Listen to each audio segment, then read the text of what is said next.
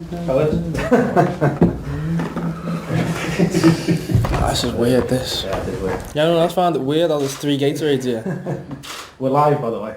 Just so, yeah. Hello, guys. Hello, yes, we've got the hands up. Just going through them now. Vinny, we're going to promote you to panelist. Trent Alexander-Arnold, our player. We've already had Jurgen Klopp. Try and get through as many as we can. Vinny, just promoting you to the panelist before we can start getting jiggy with it. And then we'll go to, I think... Wait, what? Talk Squad. Vinny, kick us off for goodness sake. Trent, hey mate. First of all, I wanted to take you back to what was really said after the Villa game and what enabled you guys to regroup, to go on a run that's taken you, obviously, top of your Champions League group with 2 wins, but also to the top of the Premier League as well. What was really said to get things going once again? Nothing distinctive really. It was kind of, we as players in situations like that, you understand that something went right and there's no reason why you should be conceding 7 goals in a game.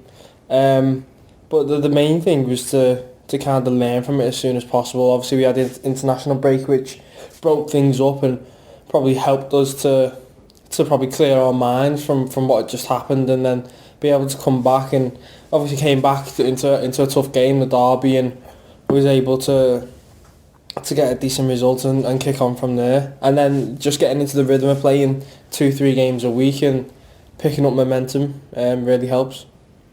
Obviously, as well in the Champions League, you've kept 2 clean sheets in the 2 games so far, but only 1 in the Premier League so far this season. So is that a cause for concern at all? Not really. I think for us, we want the 3 points. I think that's our main objective going into games. I think at a time you might start to think about clean sheets and stuff like that, but for us as of right now, it's about getting 3 points and seeing how we can put ourselves in good positions in all competitions. We also spoke with the boss about the impact of Diogo Jota. I just wonder what you guys make of him as well, because obviously we saw Mo when he first arrived scoring 6 in his first 9, Sadio scored 4 in his first 9, and now Jota scored 4 in his first 9 as well. So what kind of an impression has he made about them? Really positive, I think. On and off the pitch, really nice lad. Someone who's settled right in, being able to mingle with the group and be a part of the team straight away, and that's all you can ask really from a player coming in, because it's not easy to come in and settle in so quickly, but he's adapted so well to the team, and he's learning every day and the way that we want to play and how we want to play and how the manager wants him to play. So I think it's positive that he's in and around the team. Okay, in order we'll go James from TalkSport, Juliet from the BBC, Carl Markham from the Press Association, and we've got plenty more hands up. We'll get to as many as we can. James first. Trent, you managed to achieve your 100th Premier League appearance on Saturday. Just how do you reflect on what you've already been able to achieve in a Liverpool shirt? Yes, a dream really. Something that I'm incredibly proud of myself. Something that I think you can only dream of as a kid is to make 100 Prem games, and you never expect to do so. But it's an amazing achievement for myself. I'm proud of myself.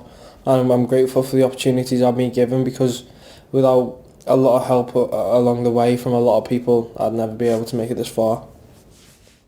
We've seen Nate Phillips and Reece Williams come into the side in recent weeks without a huge amount of preparation or a heads up really. What is it about the environment at Liverpool that allows these young players to thrive and come in and be successful straight away? I think it's just the way that I think what helps a lot is the fact that they're with us in training, and I think in training we're kind of doing the same things. We play and train with the same principles. So the lads are used to the way that we play. They play against it. They understand the messages that the gaffer wants them to play. So for us, it's about making sure that there's an environment there that they can just be themselves and enjoy the football that they play. Juliet, are you okay to go next, please? Yeah, I hope so. Hey there, Trent, you're right. It's just a quick one, sort of following on from that, really. Like the 4 games since Virgil got injured, you've gone on, you've gone on to win them. you've lost other players to injury as well, and you've had those setbacks. The manager's called it tricky. You know it's tricky. So where does that sort of resilience, that extra strength come from? Is it like a band of brothers, and you just feel that everything's against you, so you're just going to go that little bit further? Yeah, I mean, we've felt like that for maybe the last few years, is that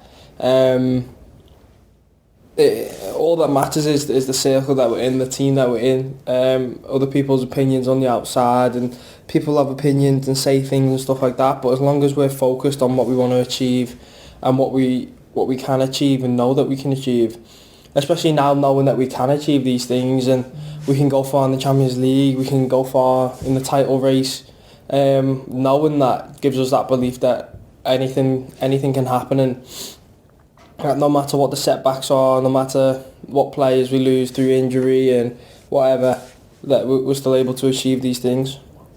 Thank you very much, Jules. Carl, then Paul Joyce, then Chris Bascombe, in that order, and we've still got a few more to go through. Carl. Hey, Trent. Right. Not wishing to dwell on that sort of defensive side of things, but when you lose Virgil and then you've got changing centre backs every game because of other injuries or whatever situation, how does your situation change in terms of how you personally approach the game, and do you feel you need to take on more responsibility because of that? I think that's part of football. I think you've got to adapt to situations, because it's never going to be the same team every week. It's never going to be ideal. So you've got to be ready mentally and physically to adapt in any given situation. And I think the way that we've went about it, the mentality that the manager's instilled in us over the last few years, has definitely helped us to be able to adapt in any situation. I think there's been many of important games where we've missed some very important plays and we've still been able to come out ahead, and I think that's obviously happening right now. Obviously missing Virgil, massive player for us, and it's been probably one of the weirdest tests that we've had, because since he's came in, I don't think he's really missed any really minutes of football. So for him to not be with us is something that we haven't really experienced, but it's a new experience and it's something that we've had to adapt to. Okay, Paul Joyce from the Times, and then Chris Bascombe from the Telegraph, and then I think we'll go through a few more on the hands up list. Paul first.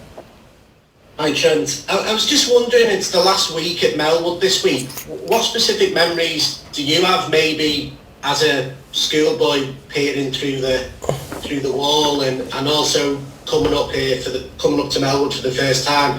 And just second question, just to follow up Carl's point, have you personally felt you've needed to maybe step up more in the past couple of games because you're a key member of the team now in response to the injuries? So just Melwood first, really. Yeah, I think Melwood for me growing up was, I think Anfield, and that was always special for me to be able to go and to experience the atmosphere and everything. But I think for me growing up, Melwood was where I always wanted to get to, because it was a day-to-day basis. It was somewhere that you see the cars going past. I'd see the cars going past mine on Queen's Drive and going into Melwood and stuff like that, and that was somewhere that I always wanted to be and to achieve to get there. So that was kind of my motivation, that Melwood more than Anfield itself. Because if I could get to Melwood, it'd give me an amazing chance, and I always had that vision of what it would be like inside, how would it be like, who would be in there, what would the staff like, everything like that. That would just motivate so much. So I think it was just an amazing place for me growing up in my childhood. And then obviously, like you said about your second question about I think leadership and stepping up and stuff, I think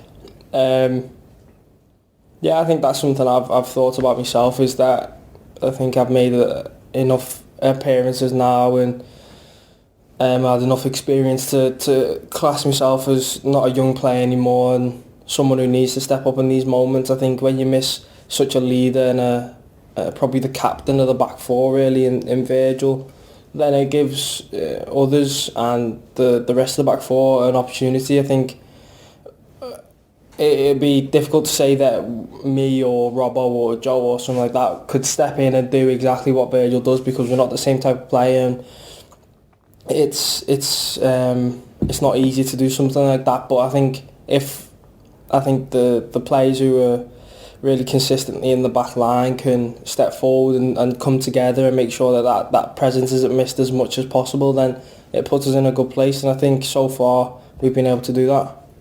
Okay. Thank you, Chris. You need to take yourself off mute because I had to put you on, so we're getting a bit of feedback. Then we're going to go to Marina Bellotti and then back to Per from TV2 Norway. But Chris first. You can hear me all right now? We can hear you fine. Great. So Trent, just going back to our very first question, Vinny asked you about the Villa game, because it's very hard to the outside to think it was just something that you could only just shrug off. It's 4 wins and a draw since then. The action's been so strong. But was there no harsh words at all within the group? Was there no meeting when you came back from the international break, or was it all just internal pride that you felt you had to respond to that? I think that there was a meeting when we came back, but I think we always have a meeting anyway. So it weren't out of the ordinary that we had that meeting. So it was always going to happen no matter what the result was or what matter the score was. So that didn't change anything. But I think it's more about self-reflection in that period, and knowing that can't happen. It was kind of a one-off. To concede 7 goals is unacceptable. But I think it's about learning them things. It kind of humbled us, I'd say, as a team. And let us know again that we don't just win games because we're Liverpool and the history of the club and the players that we've got. It's our mentality, it's the people it's the work that we put in, and if we're not 100% then things happen. I think it weren't an outrageously bad performance from us, but it was our mentality went there on the day, and we got punished for it. So since then we've been able to really focus on that, and I think looking back on the last 2 years especially, that's what's got us to where we are now, is our mentality, and being able to come back from any position, being able to break through walls and kick doors down in that respect. And I think since that game we've been able to get back into that stride a little bit. Last couple of questions now. Marina, followed by Per, and then I think we're going to try and finish with Patrick as well. So Marina, over to you. Sì, buongiorno, qui da Bergamo. L'Atalanta è il miglior attacco della Serie A già dall'anno scorso e giocheranno dal primo minuto, giocherà Zapata. There was a second, Marina, sorry, who's got the translation. Voglio sapere... Can you hear, Trent?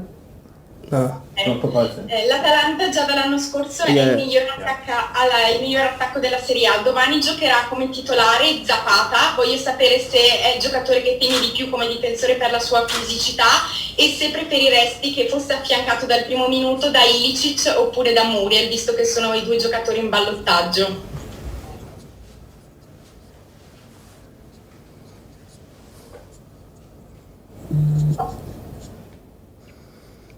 I think an amazing team. I think we've seen that last year.